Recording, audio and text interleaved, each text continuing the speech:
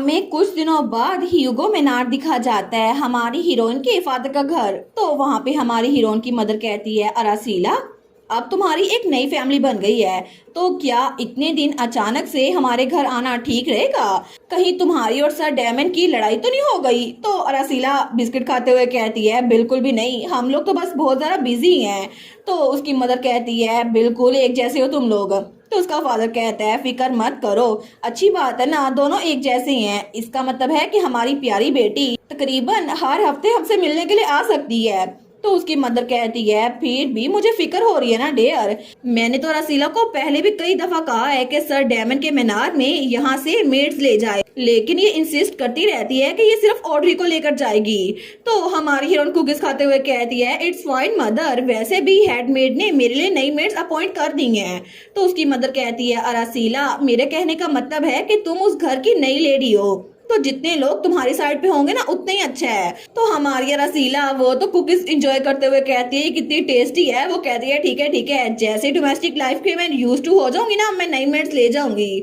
लेकिन तब उसका फादर सोचता है, प्लीज अपनी मदर को और प्रोवोक ना करो स्वीट हार्ट। तो उसकी मदर को तो बड़ा गुस्सा आ रहा था अपनी बेटी पे। तो रसीला कहती है, मेरे अपने घर की कुकीज कितनी बेस्ट है। तो तब उसकी मदर कहती है, बस बहुत हो गया, अभी वापस जाओ अरासीला।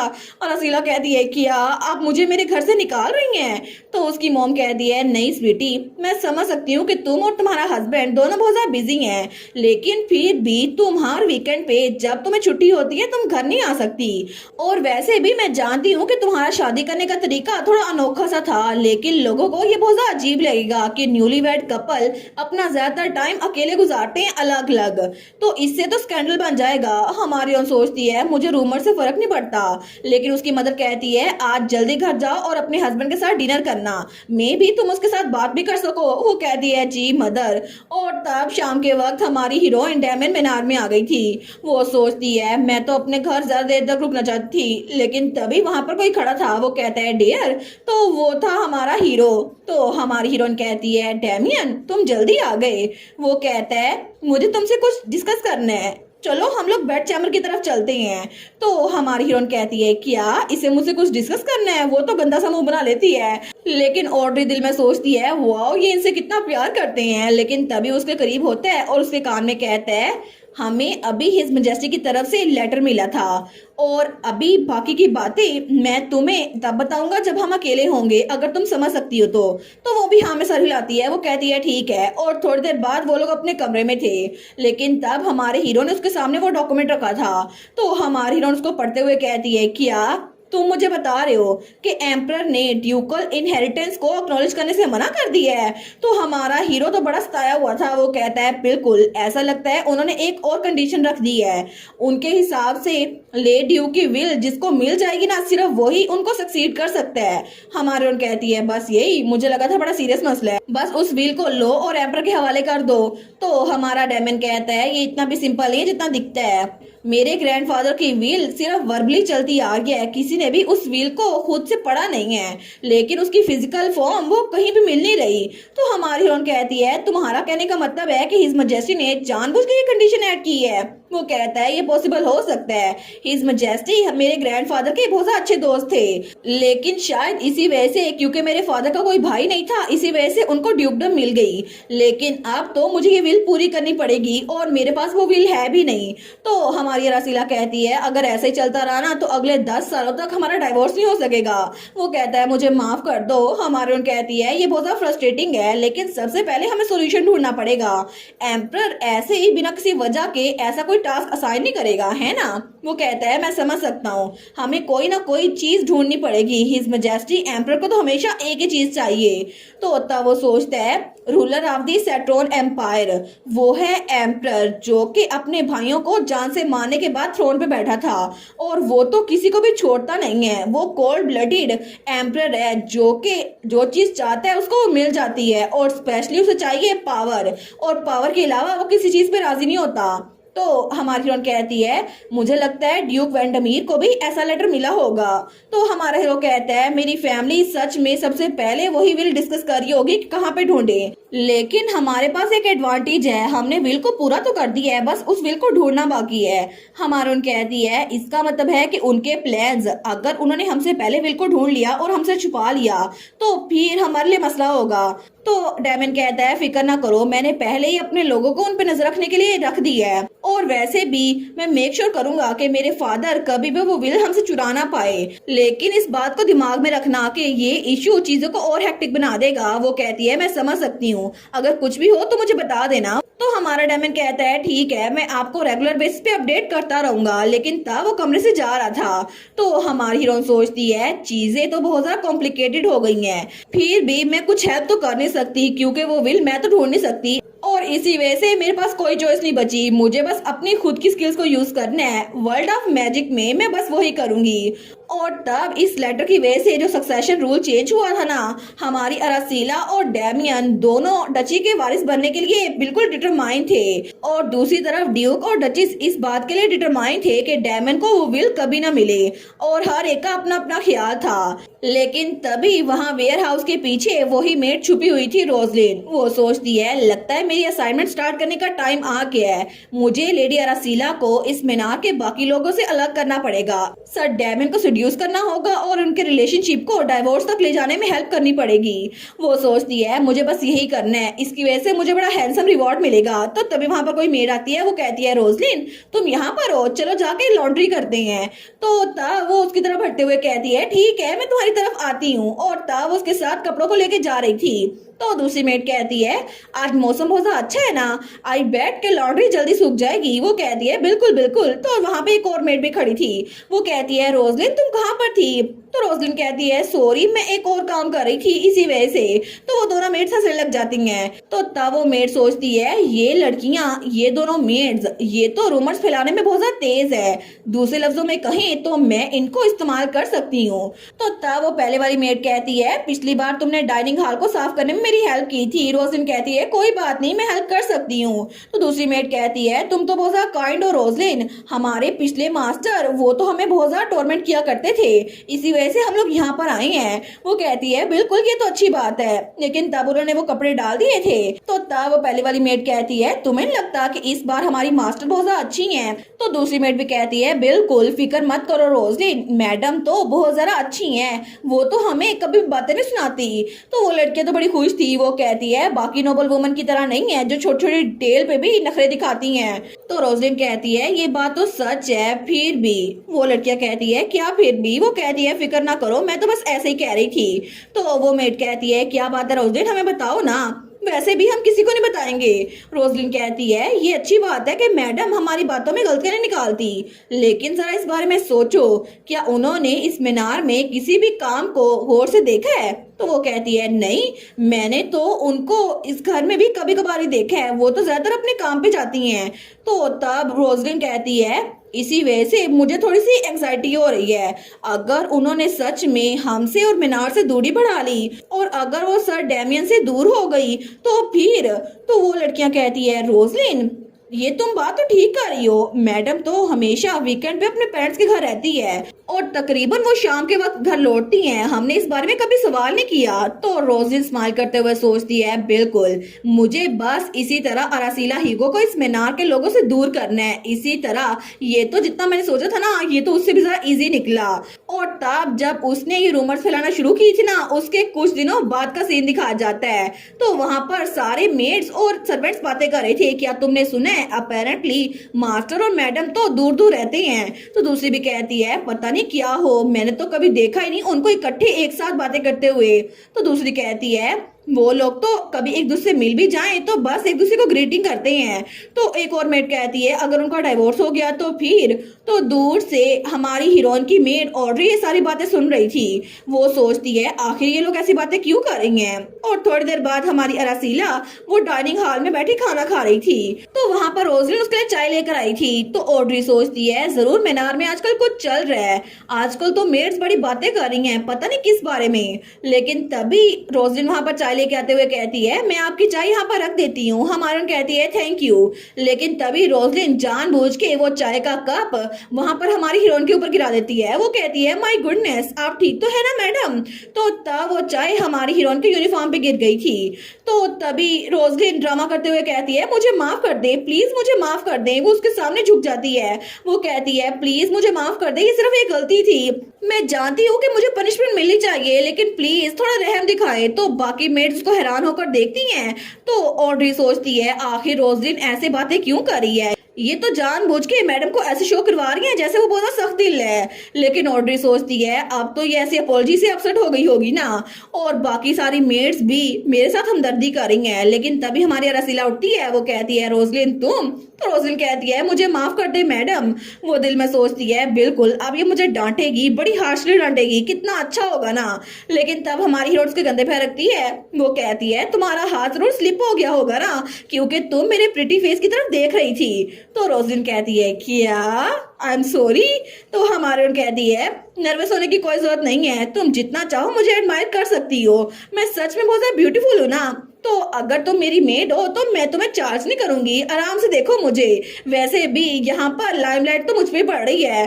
तो तब रोजलिन वो बड़ी फीकी स्माइल करते हुए कहती है thank you so much madam. तो तब हमारी हीरोइन स्माइल करते हुए कहती है मैं अरासीला वेंडरमीर आज तो पहले से जरा खूबसूरत लग रही हूँ है ना।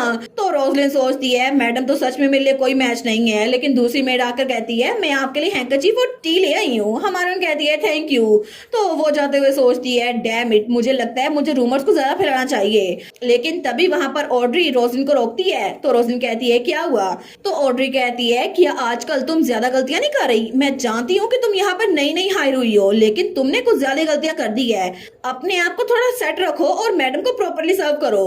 तो रोजलिन उसकी तरफ हैरान होकर देखती है। लेकिन तभी वो स्माइल करते हुए सोचती है बिल्कुल अब मुझे इसे इस्तेमाल करना चाहिए। वो कहती है मुझे माफ कर दो ऑड्री, मैं मेक श्योर करूंगी कि दोबारा ऐसा कभी भी कुछ ना हो। और वो दिल में सोचती है अगर मैडम की बदनामी यहाँ पर करनी है ना तो रूमर्स फैलाने के साथ साथ उनकी मेड को इस्तेमाल करना ये भी बहुत ज्यादा जरूरी है।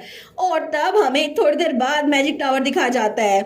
तो हमारी रसीला तो बड़ी थकी हुई थी। वो सोचती है मैं तो सच में थक गई हूँ, जितना काम मिल रहा है और जरा बढ़ी जा रहा है। तो उसकी असिस्टेंट भी कहती है हम क्या करें लेडी रसीला, हमने हर एक माना स्टोन जो अवेलेबल था ना उसको कंबाइन करके देख लिया है, लेकिन ये सिर्फ एक हफ्ते के लिए फ्लोट करता है, उसके बाद नीचे आ जाता है। तो उसका दूसरा असिस्टेंट भी कहता है बिल्कुल हमने तो इतना सारा काम किया है, मुझे लगता है कि मैं तो अब ऐसे ही गिर जाऊंगा। तो सैली भी कहती है हम लोग तो होपलेस हैं। लेकिन हमारी टेबल पे हाथ मारते हुए कहती है क्या तुम लोग भूल गए कि मैं कौन हूँ, मैं एक ब्रिलियंट जीनियस मेज हूँ, मैं बेस्ट प्यूपल हूँ जो इस पूरी एकेडमी में और मैजिक टावर में फर्स्ट आती हूँ। इसी वजह से मैं प्रॉमिस करती हूँ कि हमारी रिसर्च बिल्कुल सक्सेसफुल होगी, तुम लोग मुझ पे यकीन करो और कल का दिन छुट्टी ले लो।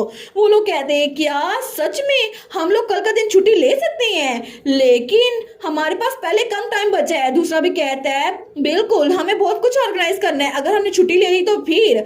हमारी कहती है मैंने क्या कहा था रिसर्च जारी रखने के लिए क्या जरूरी है। वो कहते हैं आपने कहा था हमें ब्रेक लेनी चाहिए और प्रॉब्लम को सोल्व करने के लिए नई तरीके ढूंढने चाहिए। तो अरासीला के अपनी आंखों के नीचे डार्क सर्कल थे। वो कहती है एग्जैक्टली इसी वजह से आज के दिन हम रिसर्च को रोक देते हैं, कल का दिन छुट्टी करो और परसों हम लोग फिर से इसको शुरू करेंगे। वो लोग कहते हैं माय लेडी आप तो बड़ी अच्छी हैं। तो दूसरा असिस्टेंट भी कहता है मैं तो सच में पूरी जिंदगी इनके लिए लॉयल रहूंगा। तो सैली कहती है हम लोग ब्रेक ले लेंगे और फिर उसके बाद और जरा मेहनत करके वापस आएंगे। तो हमारे कहती है ग्रेट, तो फिर मैं तुम लोग को परसों मिलूंगी। और तब रात के वक्त वो डैमियन मीनार में आई थी। वो सोचती है सच में मैंने बाकियों को रेस्ट करने का बोल दिया लेकिन मुझे तो काम करना पड़ेगा ना। तो ऑड्री कहती है मैडम आप घर आ गई, ये हैवी लग रहा है, क्या मैं इसको उठा सकती हूँ। हमारी कहती है नहीं नहीं मैं इसको खुद उठाऊंगी, ये बहुत ज्यादा इंपॉर्टेंट है। तो तब वो कहती है अरे हाँ मुझे तुमसे एक फेवर चाहिए था ऑड्री। लेकिन तभी पीछे से कोई आता है। वो कहता है क्या तुम अभी लौटी हो। तो वो था हमारा डैमियन। तो हमारन कहती है डैमियन तुम। तो वो कहता है क्या तुम रास्ते से हट सकती हो, मुझे यहाँ से निकलना है। लेकिन हमारी हीरोइन वो सोचती है क्या ये मेरा मजाक उड़ा रहा है कि मैं इसका रास्ता ब्लॉक करके खड़ी हुई हूँ, क्या सच में ये मेरे साथ लड़ाई करना चाहता है। लेकिन तभी उसे अपनी मॉम की बात याद आती है जिसने कहा था तुम्हारी शादी को अप्रोच करने का तरीका थोड़ा डिफरेंट होगा, लेकिन अगर लोगों ने रूमर्स फैलाना शुरू की ना तो बहुत मसला हो जाएगा, स्कैंडल बन जाएगा। हमारा सोचती है बिल्कुल बाकी लोग के हिसाब से हम लोग लविंग मैरिज में है ना। तो तब वो बड़े प्यार से हमारे डैमियन को देखती है। वो कहती है ओ डैमियन सच में तुम्हें देखते ही मैं तो अपनी जगह पर फ्रीज हो गई थी, इसी वजह वजह से मैं हिल ही नहीं पा रही थी। वो दिल में सोचती है जल्दी से मेरा हिंट ले लो और मेरे साथ भी ऐसे बिहेव करो। वो कहती है मैं तो तुम्हारा चेहरा देखकर बड़ी खुश हूँ, लेकिन डैमन को कुछ समझ नहीं आती। वो सोचता है ये ऐसी बातें क्यों कर रही हैं। वो कहता है अच्छा ये बात है, लेकिन उसका चेहरा तो बहुत ज्यादा थका हुआ लग रहा था क्योंकि वो भी बड़ा थका था तो हिंट ले नहीं पा रहा था। हमारी हीरोइन का तो खून भी घोल रहा था। वो दिल में सोचती है आखिर ये इतना अनोइंग क्यों है, लेकिन तभी वो सोचता है आखिर ये इतनी बड़ी चीज उठाकर क्यों फिर रही है। ये पत्थर तो इनके हिसाब से बहुत ज्यादा बड़ा है, ये बहुत ज्यादा भारी होगा। हमारून कहती है क्या हुआ है। तो डैमन कहता है ये पत्थर भारी लग रहा है, प्लीज इसको मुझे दे दे, मैं इसको उठा लेता हूँ आपके लिए। वो कहती है नहीं नहीं ये बिल्कुल भी भारी नहीं है, थैंक यू। वो कहता है आपको इतना स्ट्रॉन्ग एक्ट करने की जरूरत नहीं है। और डैमियन सच में उसके साथ बहस नहीं कर रहा था, वो तो उसके लिए फिक्रमंद था। वो कहता है आप पूरा दिन अपनी रिसर्च डेस्क पे बैठ कर करती हैं, तो अगर आप हर्ट हो गई फिर आप तो एक्सरसाइज भी नहीं करती। हमारी सोचती है ये बदतमीज, क्या ये मुझे नीचा दिखा रहा है। वो चिल्ला कहती है मेरे बारे में ऐसा कुछ मत बोलो जैसे तुम्हें सब कुछ पता हो। ये एक मैग्नम ओपस है, ये फ्लोटिंग ओर है जिसको मैंने पिछले 4 महीनों में क्रिएट किया था। इसका वेट तो एक पंख से भी जरा छोटा है और ये तो किसी बर्ड की तरह हाई उड़ सकता है। ये ग्रेटेस्ट मैजिक टूल है जो मैंने बनाया है, इसी वजह से इसमें माना भरना पड़ता है। लेकिन तुम मेरे हस्बैंड हो ना, इसी वजह से तुम्हें स्पेशल अपॉर्चुनिटी दे रही हूँ इसको विटनेस करने की।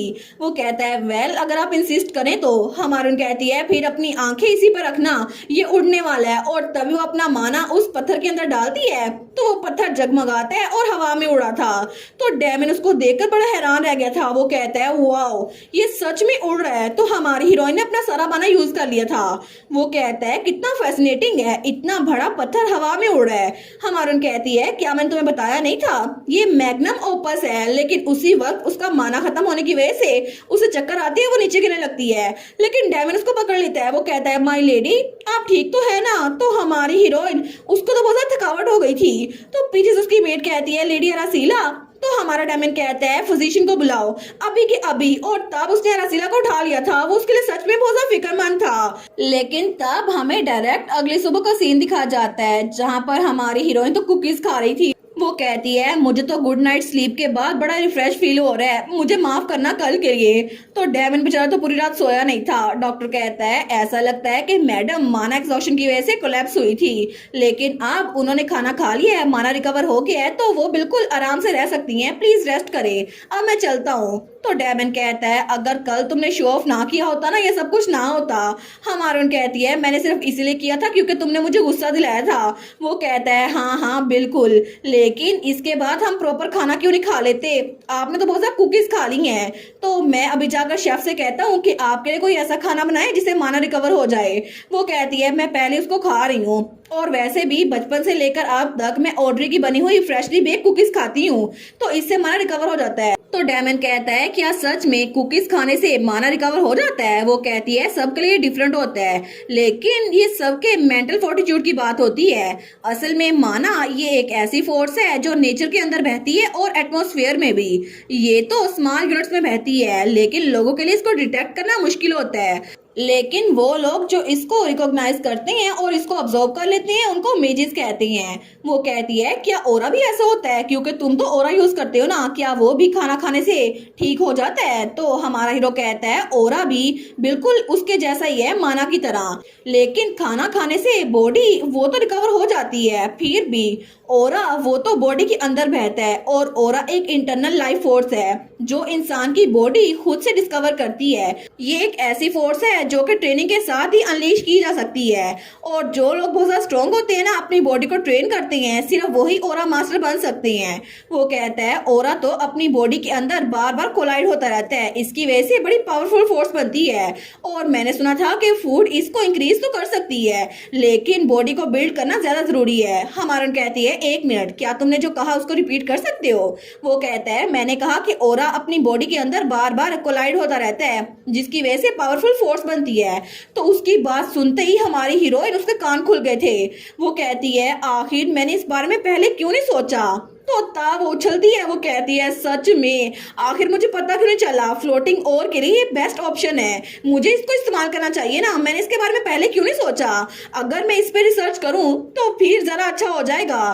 तो डेमन कहता है क्या, वो डेमन के पास होते हुए कहती है thank you so much Damien, मुझे लगा था मुझे कभी भी सोल्यूशन नहीं मिलेगा, लेकिन तुम्हारी वजह से मुझे उसका सोल्यूशन मिल गया, अब तो हम उसको पूरा महीना भी उड़ा सकते हैं। तो डेमन उसको देखता है, वो कहता है मैं खुश हूँ कि मैं आपकी हेल्प कर पाया माई लेडी, और वो भी ब्लश करा था। हमारी हीरोइन जल्दी से भागते हुए कहती है मैं तो मैजिक टावर जा रही हूँ, मैं कल तुम्हें लेटर लिखूंगी, ठीक है।